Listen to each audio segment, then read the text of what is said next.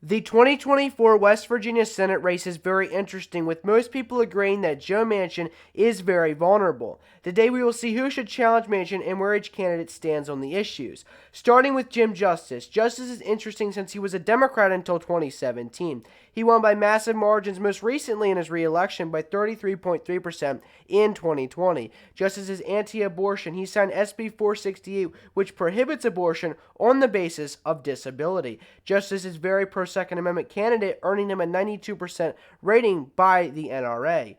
Justice would do well against Manchin. He would win around 8 to 16%.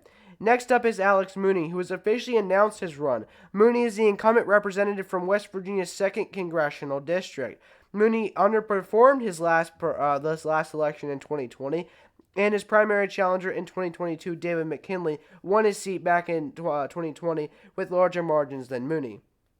Mooney is a very pro-life candidate, earning him an endorsement from the National Right to Life Committee. Mooney is also a very pro-Second Amendment candidate. The NRA also gave him a 92% rating. Mooney would take the race much closer than expected, winning around 4 to 12%. Manchin is very likely to lose to either candidate. Justice would do better electorally, but Mooney is better on the issues.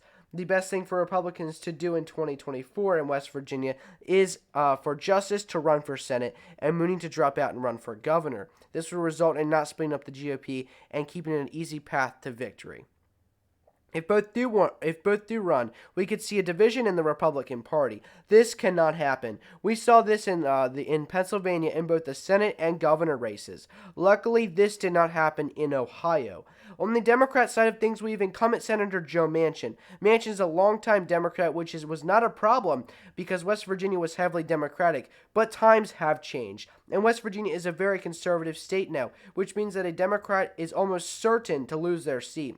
West Virginia is a state that carried Donald Trump in the 2020 election with over 30 points against the Democrat Joe Biden.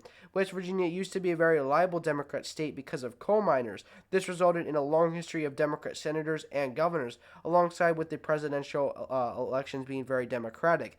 But since the year 2000, West Virginia has trended more and more to the right, leaving Democrats with no clear victory in the state, which when Manchin won his gubernatorial election in 2004 against the Republican nominee, he won with over 29%, and on his re-election in 2008, he won with a whopping 69.8%. That is a lead of 44.1%. In the 2010 special election for the United States Senate. Manchin ran as a Democrat nominee to replace Carte Goodwin, who was a temporary senator after Robert Byrd died. Manchin ran against John Racy in the 2010 special election. Manchin won with just over a 10-point margin. Thank you all for watching. I hope you guys enjoyed today's video. This was a collaboration between Old Line State Politics and Rust Belt Elections. The slides were done by Old Line State Politics and the graphs were done by Rust Belt Elections. The research was done by Rust Belt Elections and the thumbnail and voiceover were done by Old Line State Politics. Make sure you guys like the video and subscribe to both of our channels. And as always, I will see you all in the next one. Thank you, God bless you, and God bless America.